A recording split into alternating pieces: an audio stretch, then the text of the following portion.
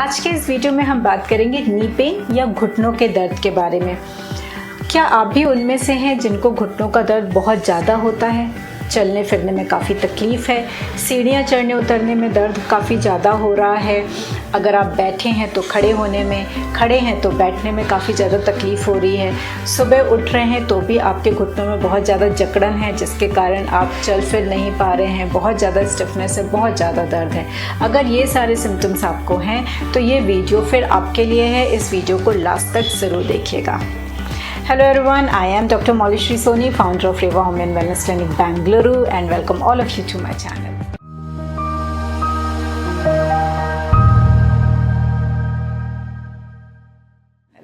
Knee pain क्यों हो जाता है? नी पेन के क्या क्या कारण हैं? आइए इस पर बात करते हैं। तो सबसे पहला कारण है कि अगर आपके नी जॉइंट की कोई एक्टिविटी नहीं हो रही है। अब देखिए, कुछ लोग ऐसे होते हैं जिनका जो जॉब या कि जिनका वर्क कल्चर ऐसा है कि वो पूरे टाइम बैठे बैठे काम करते हैं। एक जगह से उठेंगे, दूसरी जगह बैठ जाएंगे, फिर तीसरी जगह बैठ जाएंगे, बिल्कुल भी एक्टिविटी नहीं है, चलना फिरना बहुत कम है, कोई एक्सरसाइज नहीं हो रही है, जिसके कारण उनके जो नी जॉइंट है वो काफ़ी स्टिफ हो गए हैं, काफ़ी रिजिड हो गए हैं, और जब वो लोग थोड़ा सा भी मूवमेंट करते हैं तो उनको काफ़ी ज़्यादा पेन होता है। तो पहला कॉज है लैक ऑफ एक्टिविटी। दूसरा कॉज है excessive use of knee joint. अब कुछ लोग ऐसे होते हैं जिनका नी जॉइंट का यूज़ है वो बहुत ज़्यादा होता है, या पूरे टाइम खड़े खड़े रहने वाला या चलने वाला काम कर रहे हैं, या कि आप कुछ प्लेयर्स को देखिए जिनमें उनके नी जॉइंट्स का बहुत ज़्यादा इन्वॉल्वमेंट होता है, ऊपर नीचे 10 बार हो रहे हैं, एक्सेसिव यूज़ हो रहा है जिसके कारण जो जॉइंट है ना वो घिस जाता है, तो उसके कारण भी आपको नी पेन होता है। तीसरा है न्यूट्रिशनल डेफिशिएंसी। अगर आपकी डाइट में calcium, magnesium, vitamin D and omega 3 fatty acids की कमी है तो ये भी एक बहुत बड़ा कारण होता है नी पेन का। चौथा है आपको कोई भी इंजरी हो जाना। अगर आपको इंस्टेंट कोई इंजरी हुई है, अगर आप गिर गए हैं, घुटनों के बल गिर गए हैं, या कि काफ़ी पहले आपकी यंग एज में भी अगर आप कभी गिरे हों घुटनों के बल, तो भी आपको नी पेन हो सकता है।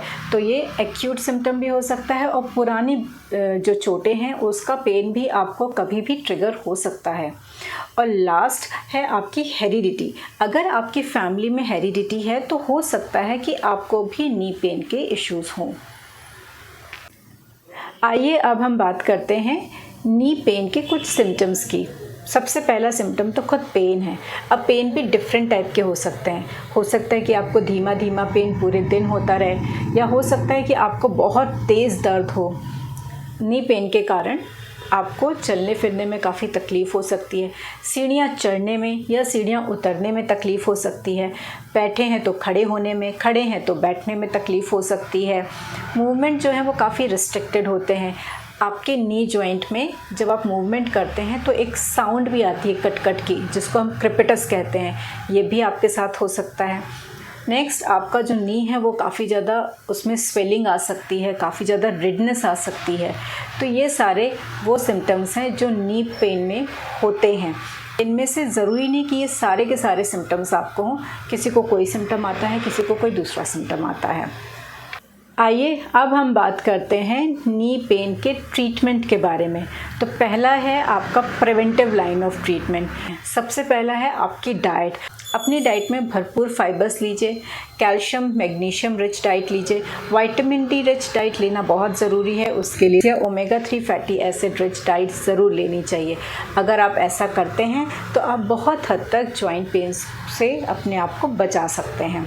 दूसरा है exercise.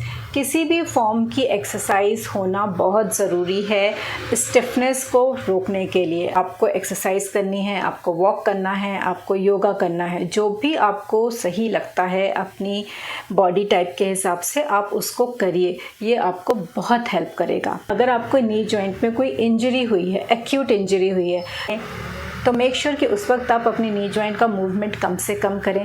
Proper line of medication ले लीजिए ताकि आपकी हीलिंग जो है वो फास्ट हो जाए, आपकी रिकवरी फास्ट हो जाए। आप जितना ज़्यादा रेस्ट ले सकते हैं उतना अच्छा है। और लास्ट और मोस्ट इम्पॉर्टेंट है, पानी भरपूर मात्रा में पिएं। आप जितना ज़्यादा पानी पिएंगे उतना ज़्यादा आपके नी का जो पेन है वो रिड्यूस होगा, क्योंकि पानी हेल्प करता है बॉडी को डिटॉक्स करने में। आपकी बॉडी में जितने भी टॉक्सिन्स एक्यूमुलेटेड हैं उन सबको बाहर निकालने में वाटर बहुत इम्पॉर्टेंट रोल प्ले करता है। तो ये हुए कुछ आपके प्रिवेंटिव मेजर्स।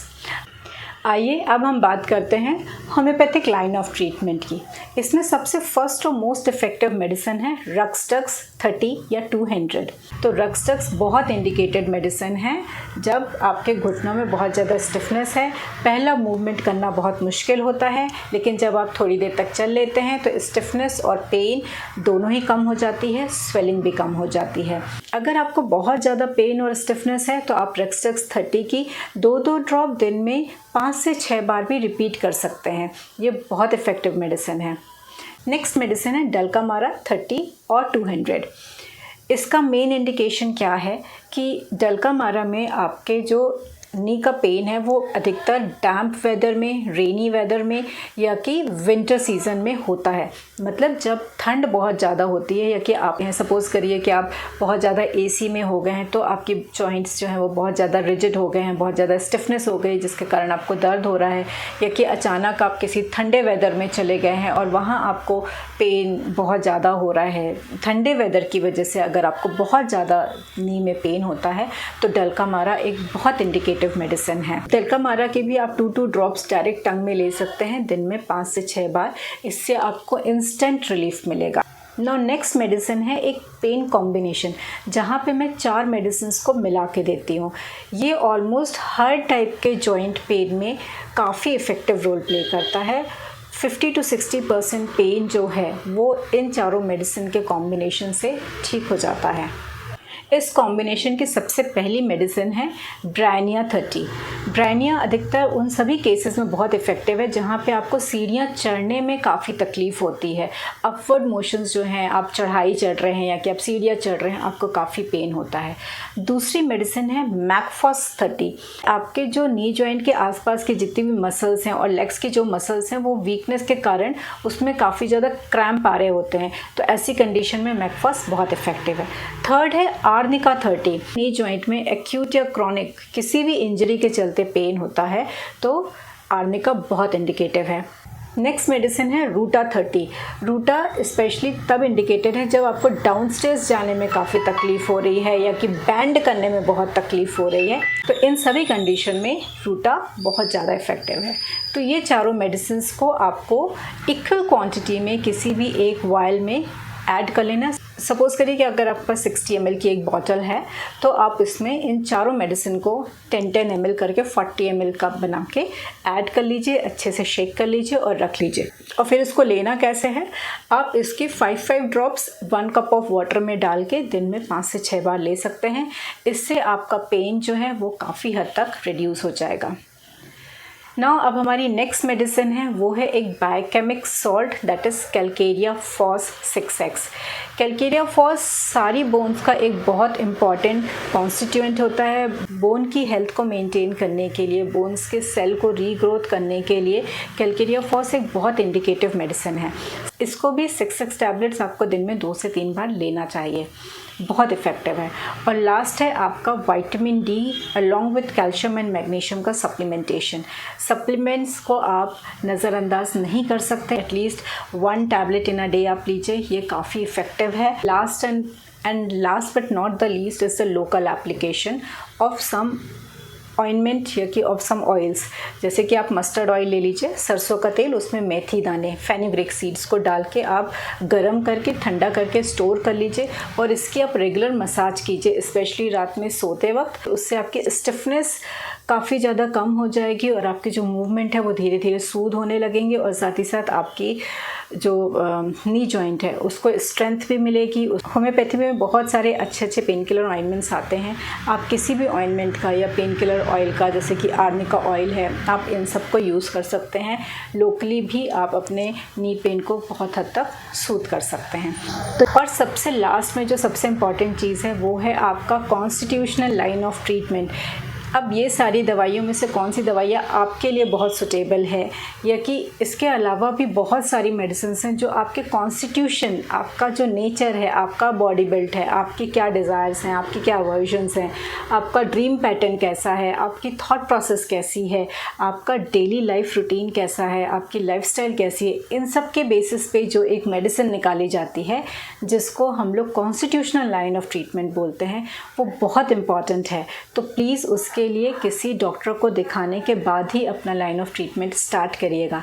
अगर आपको मुझसे कंसल्टेशन लेनी है तो आप दिए गए डिटेल्स पे कांटेक्ट कर सकते हैं। अगर आपको कोई भी क्वेरीज़ है तो प्लीज़ कमेंट बॉक्स पे लिखिए, मैं ज़रूर आंसर करूँगी। वीडियो को लास्ट तक देखने के लिए आप सभी का बहुत बहुत धन्यवाद। अगर अभी तक मेरा चैनल सब्सक्राइब नहीं किया है तो प्लीज़ कर लीजिए ताकि आपको आने वाले सारे इन्फॉर्मेटिव वीडियोस मिलते रहें। और do not forget to like, share and subscribe. Thank you so much. Stay safe, blessed and happy.